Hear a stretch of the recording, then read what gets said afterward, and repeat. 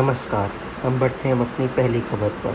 पश्चिमी भारत सिनेमा कर्मचारी संघ ने सोमवार को अभिनेता रणवीर सिंह के फरहान अख्तर की बहुप्रतीक्षित फिल्म डॉन 3 से अचानक बाहर निकलने के विरोध में उनके खिलाफ असहयोग आंदोलन का आदेश जारी किया है। यह फैसला फिल्म निर्माता फरहान अख्तर द्वारा रणवीर सिंह की फिल्म से हटने के संबंध में संघ से औपचारिक रूप से शिकायत करने के 5 महीने से अधिक समय बाद आया है। मध्य प्रदेश सरकार की तरफ से पेश हो रहे सॉलिसिटर जनरल तुषार मेहता ने सोमवार को सुप्रीम कोर्ट में तुषार शर्मा दहेज हत्या मामले में एक टिप्पणी करी है, जिसमें बोलते हैं कि ऐसी दुर्भाग्यपूर्ण घटना से अच्छा है कि आपकी बेटी का तलाक हो जाए। हम बता दें कि ये केस सुप्रीम कोर्ट ने 23 मई को स्वयं अपने सामने रख लिया है और इस केस के ऊपर अभी कार्रवाई चल रही है। अब हम बढ़ते हैं अपनी अगली खबर पर। कवि और लेखक कुमार विश्वास उत्तराखंड दौरे के दौरान एक तीखी टिप्पणी करने के बाद एक बार फिर चर्चा के केंद्र में आ गए हैं।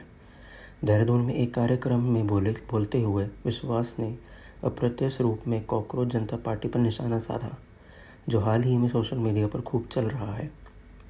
अपने भाषण के दौरान विश्वास ने याद किया कि बचपन में उनकी माँ उन्हें कॉकरोच के बारे में क्या बताया करती थी। उन्होंने कहा, जब मैंने पहली बार कॉकरोच के बारे में जाना तो मेरी माँ ने मुझे बताया कि वे अंधेरे में एक साथ रहते हैं और वे सड़कों पर प्रजनन करते हैं। दीक्षांत समारोह आमतौर पर गंभीर भाषणों और भविष्य के लिए मानक सलाहों के लिए जाने जाते हैं, लेकिन Dhirubhai Ambani international DIS school के एक छात्र ने समारोह में IPL की मस्ती भर दी। मंच पर आते ही स्नातक ने मुंबई इंडियंस फ्रेंचाइजी पर निशाना साधते हुए एक मजेदार चुटकुला सुनाया। इस अप्रत्याशित व्यंग्य से नाराज होने के बजाय नीता अंबानी बेहद खुश नजर आई और जोर से हंस पड़ी। सेंट्रल दिल्ली के व्यस्त तुगलक रोड चौराहे पर ट्रैफिक नियंत्रण के लिए तैनात किए गए हेड कांस्टेबल रमेश कुमार दोपहर की चिलचिलाती धूप में निकलने से पहले अपने नए एयर कंडीशनर हेलमेट की स्ट्रैप को ठीक करते हैं। भीषण गर्मी के बीच दामर से निकलती गर्मी असहनीय है, जिससे वर्दी कुछ ही मिनटों में पसीने से भीग जाती है। लेकिन कुमार कहते हैं कि पिछले 2-3 दिन से परीक्षण के तौर पर शुरू किए गए कूलिंग उपकरणों से भीषण गर्मी से कुछ राहत दी है। अब हम बढ़ते हैं अपनी अगली खबर पर, जो आ रही है IPL से। पूर्व भारतीय क्रिकेटर युवराज सिंह ने सोशल मीडिया पर पंजाब किंग्स के खिलाड़ियों के व्यवहार को लेकर उन्हें फटकार लगाई है। ऑलराउंडर हरप्रीत बराड़ ने प्रियांश आर्य और अर्शदीप सिंह के साथ तस्वीर पोस्ट की, जिसमें उन्होंने स्लैगर और ब्लॉगर बताया। सिंह ने कमेंट में पंजाबी में लिखा कि अब चप्पलों का समय आ गया है। सिंह ने पोस्ट पर टिप्पणी करते हुए लिखा, "तुहाडे सरियां दे चप्पलां दा टाइम हो गया हुण।"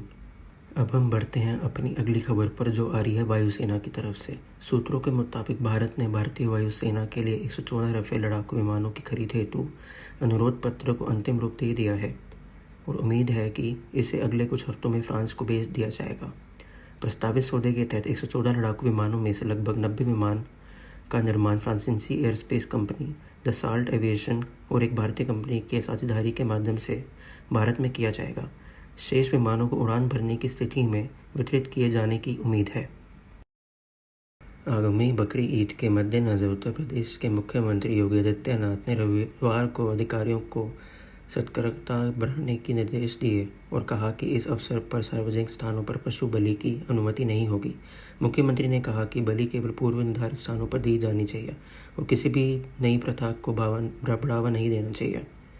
उन्होंने यह भी दोहराया कि निश्चित पशुओं के बलि पर प्रतिबंध है और नमाज केवल सिर्फ पारंपरिक स्थानों पर ही अदा की जाए।